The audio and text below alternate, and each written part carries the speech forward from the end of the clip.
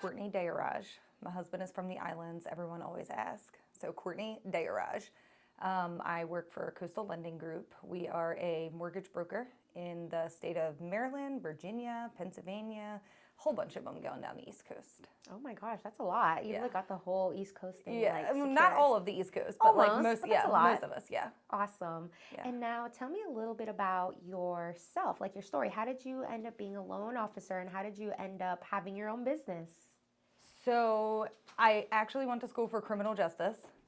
When I was in college, my college lost its accreditation and I was 130 credits into like 145 that I needed. So while I was in college, I worked for the state of Maryland, and it was by far the worst job that I ever had. So a friend of mine was like, hey, I know some guys, some loan officers, they're looking for like an assistant. And I was like, sign me up, right? So when I got into mortgages, I was doing like processing loans and like some underwriting stuff and things like that. So I had another kid back in 2017. I have a lot of kids, so I lose track sometimes. How many? 4. Okay. 4. Yeah. And I'm only 34. Oh my goodness. You look great. I didn't even think you were a mom. Oh, well, thank you. So I went into what they call like the broker world. And I didn't want to stay where I was. Started working with 2 guys, John and Jeremy, heaven sent. Completely changed my life, my entire trajectory, you know what I mean, of where I was going. So that's kind of it. And then Jeremy and I had branched out for a little while. We opened our own brokerage. We grew it to the #1 broker in the state of Maryland. And then back in 2022, we linked back up with the other God-sent guy, John, and we kind of essentially like almost merged our companies together. So now we just have, you know.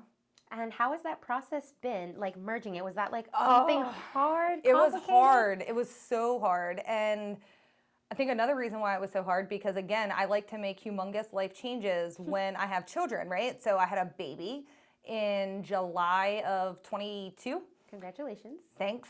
And we did it right around that time. So I was like, just had the baby. I was postpartum mess. Oh man. And we just merged them together. No, I'm sorry, it was 2021. Okay. But yeah. Oh man. And how were you balancing that? Like what resources did you use to help you, or how were you handling all of that? I don't know. I have been on autopilot for most of my adult life because I had my first child 5 days after I turned 18 years old. Man, your baby. Yeah, yep. So him and I have kind of like grew up together, but I just feel like I've just been on autopilot. But I will say, like, now I am a recovering people pleaser. And now I'm like humongous on like boundaries, saying no. Like, you know, before I was honestly like kind of stretched so thin. Back in, I think October of last year, I was like, you know what, guys, like I need a break. And I left from my company for like 6 months.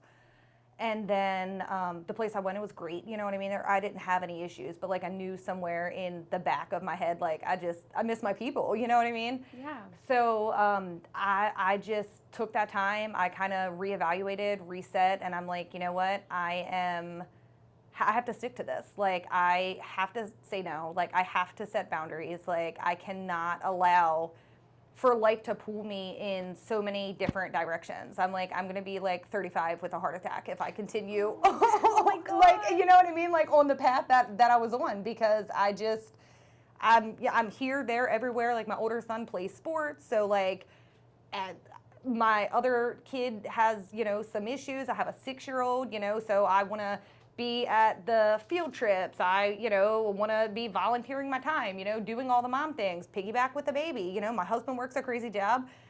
So I feel like I've just been on autopilot, but like through some therapy, some reading, some hardcore, like, you know, soul searching skills, I'm like, I can't continue on this path. So now I just try my hardest to just, you know, stick to those boundaries. Absolutely. And I have to, because like my job is very, very demanding as is. Yeah, no, and it sounds Yeah. like mental health is something that is very important to you. Can Oh, you yeah. talk to me a little bit about that?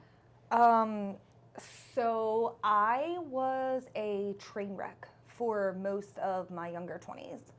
And it took for me, I think I was about 24 years old when it finally clicked that, like, you have came very far, like, don't forget where I came from, you know what I mean? But like, I've came very far. And I think when I was about 24, I was like, I can't live like this anymore.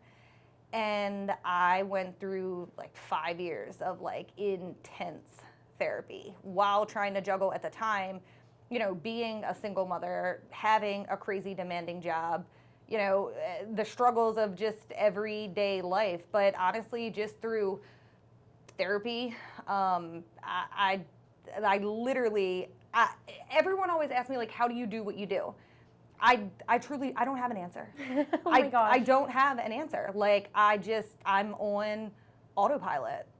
And I just do it, How like do I get to autopilot? Is that a good thing? Do I want to be on autopilot? I don't think so, because some days I'm just like, what am I doing? You know what I mean? But like, I Yeah. make it to see another day, and I, and I just keep going. Man, I hope that you can get like a Yeah. nice little vacation or something, you know? My husband takes me on vacation all the time. Perfect, Because he good. knows that if he doesn't, like, I'm gonna lose my mind. Okay, So, well, like, I'm glad. we travel a lot. Like, I'm like, I don't want you to like buy me anything. Like, take me somewhere. I don't care where it is. Like, let's just get in the car. Let's just go. Let's hop on a plane. Let's go.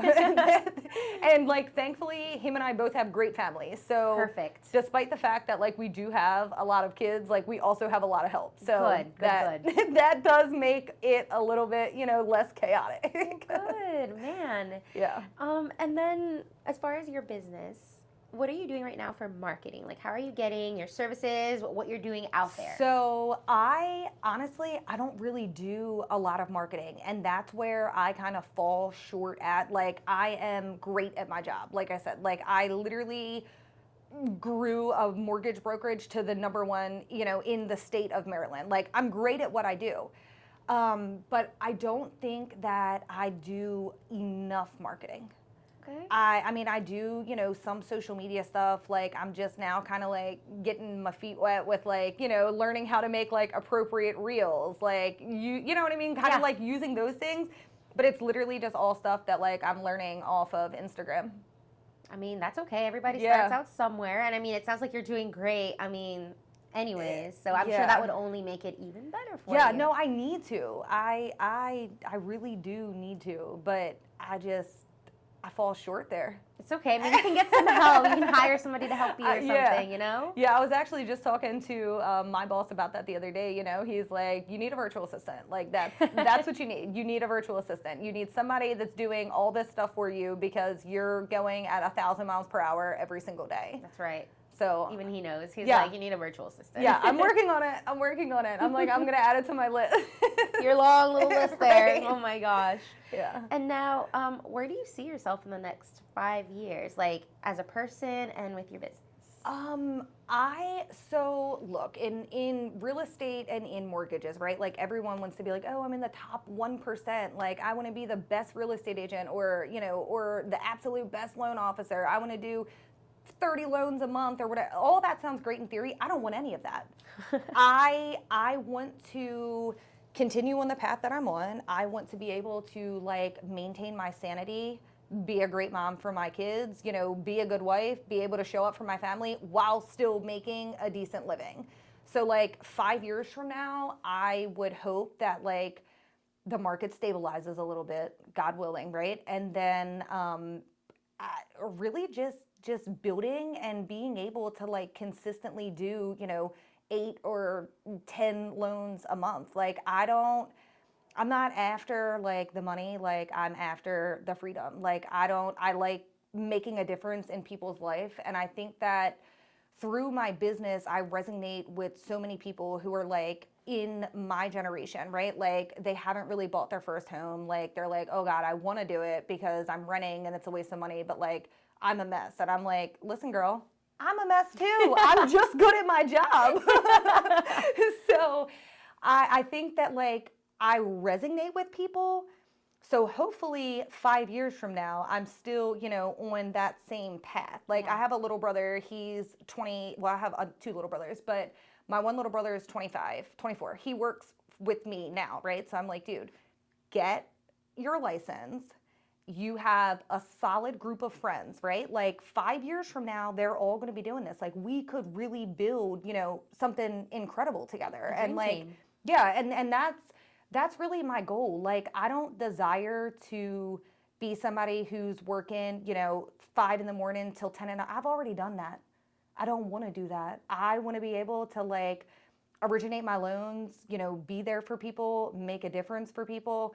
My husband and I do like a lot of volunteer work. Like I don't care to, to be like, just to be able to say like, oh, I'm in like the whatever number. Right. I don't care about climbing a corporate ladder. I don't care about, doing all the things. Like I care about making a difference in people's lives, being able to be a good person for the people who need me, and helping people to be able to like get in their first home or their second home or, refinance a home or buy an investment property, whatever that looks like.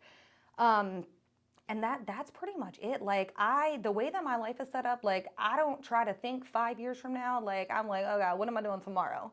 Like what's going to come next Tuesday? I feel like living day by day. Yes. No, yeah. Oh my gosh. No, I love that. It sounds like you really care about people. Yeah. You want to help. Like I love that. Well, and the thing with me too is like I started in processing and underwriting, right? So like I'm very, very good at like finding like the gray areas. Like I'm very good at figuring out how to like make things work.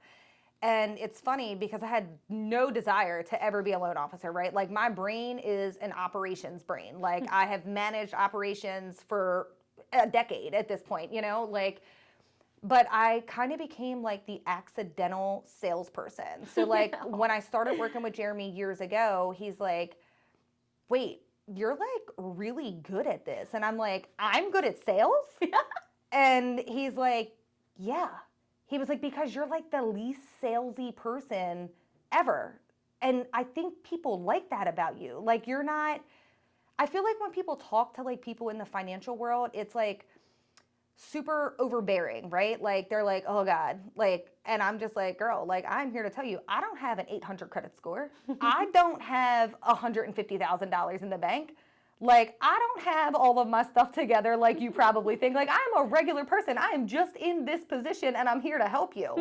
And I think that just goes very far, like, with people. No, you're just real with people. I love it. No, I love it.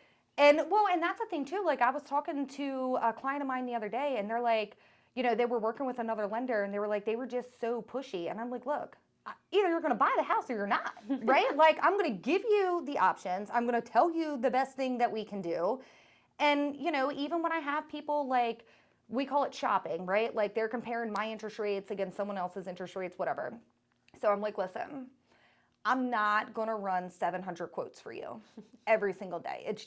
I don't have it in my capacity. You shop whichever lender that you want to. I have 120 of them that I can shop. Oh my God. So you go do your thing. You bring me your highest and best. And if I can't beat it, listen, worst case, I'm going to tell you have a great deal. Best case, I'm going to be like, I still got you, girl. Like, come on, let's close your loan. So yeah, no, I love that about you, actually.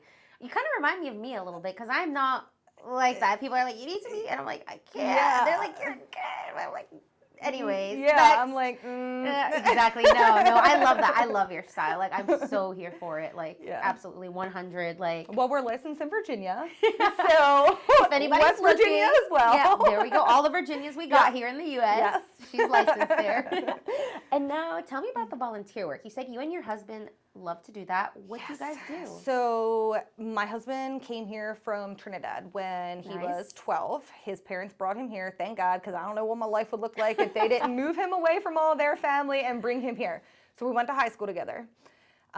He actually had a crush on me in high school, right? And it's like the running joke now between like, like all of our high school friends. So he got into volunteer work years ago because where he came from, I mean, they literally like they live in villages, right? They're super poor. They don't really not necessarily like his family, but like, you know, the majority The people, of yeah. right.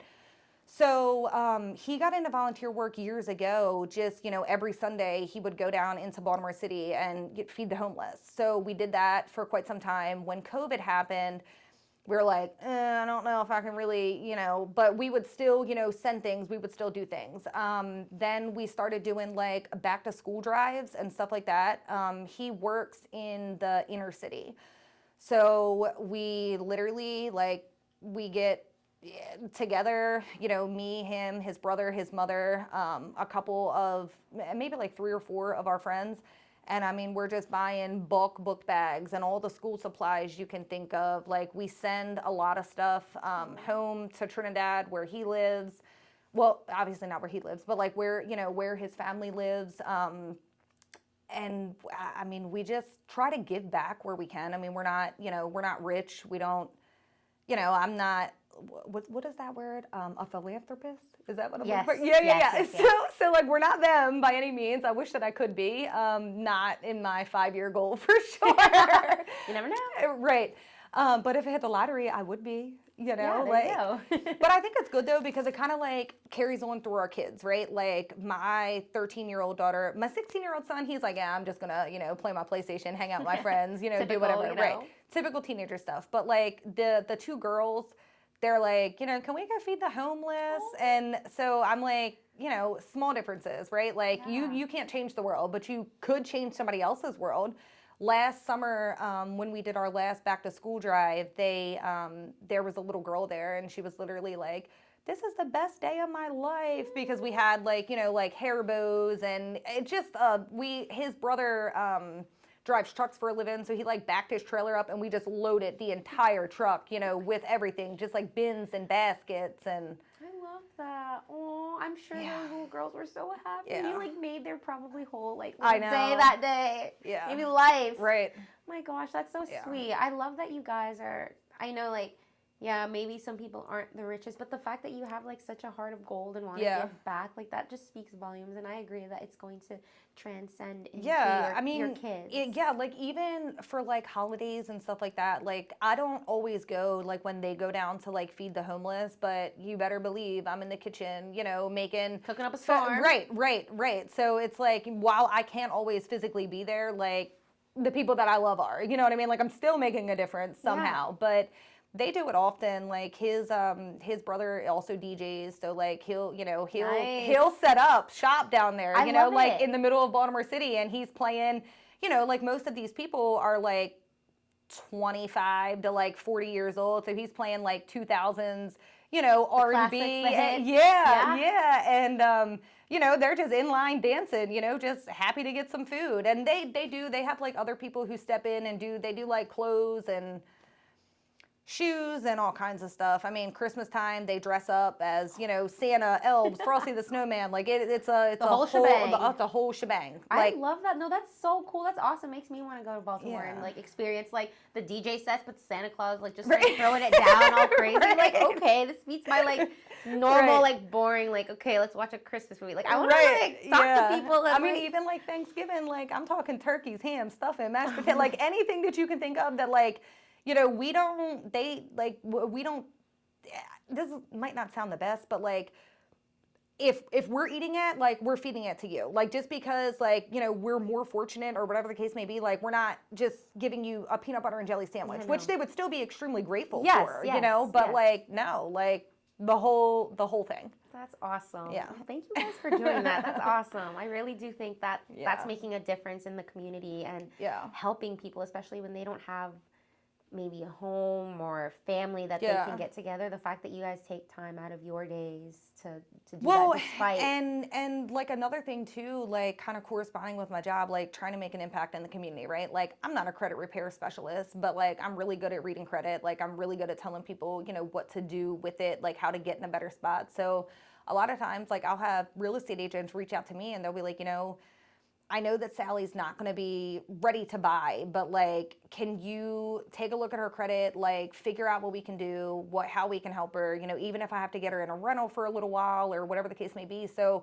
even like small things like that, like it's going to take me, an hour out of my day. I may not ever hear from the person ever again, but like if I can put somebody in a position to try to better themselves and to get them, to a better spot, like I'm guilty for it. Like even though even though I'm a recovering people pleaser, like I'm guilty for it. I'm like, yep, I'll take it on. I got you. Oh my gosh, that's just so in your heart. I think like when you were a kid, were you always like this? I know you said you were like kind of like troubled or whatever, but like did you always just be like, I want to help my friends, or like I want to do whatever I can? So I feel like I've always been like this, and it hasn't always led me down the best paths. I have wasted many years of my life like trying to get people to be, better or whatever, but I feel like I've always kind of been, how I am, who I am. But I think my husband kind of like makes me like almost kind of like inspires me to do it more, like in high school he used to do my work for me because I wasn't like super smart, so I would be, we had like Nextels. Oh, and I remember those days. I would like chirp him after school, like right. And I'm like, do you know the answer to 12B on this math stuff? And he's Indian, right? So I'm always like, God, my kid's got the Indian brain. Like they're super smart. And like he's really smart. So I love that. Yeah, like that's just you, girl. Yeah. I love that. You just brought me back like a whole like you just unlocked another memory in my brain with the Nextel. Like my parents always used it all the time, and all I could hear was like. Yeah, or like he doesn't answer. You could like hit the alert thing, and it would like ring to it. Yeah. I'm like, my mother will not let me go outside until this is done. Emergency. Answer. Oh man. And how many employees do you currently have? We have 44. That's pretty big. Yeah, we have a lot of loan officers. We have a pretty big support staff as well, but it works. That's awesome, though. Would you say that it is a little bit more challenging for you when there's more people to manage? It is, because I can tell you managing like 20 employees before we kind of almost essentially like merge the companies together, like managing 20 employees and 20 personalities is a whole different ballgame than like 40. So it's challenging sometimes, but I will say that like now that everything is like up, running, smooth sailing, minimal, hiccups, things like that, and people have kind of learned that like now that I came back, like I'm not the go-to person for everything anymore. So it hasn't been. I'm sure that's a bit of a relief for you, right? Yeah, it is. Yeah. I was stretched very, very thin. Very thin. Man. Yeah. Well, I'm glad that you're not being stretched anymore. So thank you. Yeah. Lord. No, I'm in a good place with my job. I'm happy for you, and I hope that it only continues to get easier for you since you've put in the work and the time. So it's only up from here, right? Yeah, I hope. Knock on wood. Right. Yeah. And now for my final question is, if you could leave our listeners with any piece of advice or a message, something that's in your heart, what would that message be? Ooh, that's a good one, because I live by song lyrics and a good quote. Give it to me. I do. I mean, I am just a firm believer in you gotta keep going. Like you fall 7 times, you stand up 8. Like if one like my absolute favorite quote is like the one by Martin Luther King, where it's like, if you can't, run, then walk. If you can't walk, then crawl. But you have to keep going. And I think for me, the way that my life has been for, since I have been, an adult age, that's one thing that's always kind of just stuck with me. Like, it doesn't matter how hard it is. Like, my favorite thing is when someone's like, oh my God, it's going to take too long. The time's going to pass anyway. What do you have to lose? And like, I'm just a big person on like dreaming big, doing big, and not settling. Like not in any aspect of your life at all whatsoever. Wow, you're a fighter there. Yeah. Well, thank you so much for sharing your wisdom and your knowledge and your journey. Yeah, it's been a lot. It's been a lot, but we're trucking through it. That's right. We all got our little journeys and hardships that we're all dealing with. So just thank you so much for sharing your experience with us and our listeners. Yeah, no problem. I'm glad to be here. It was cool.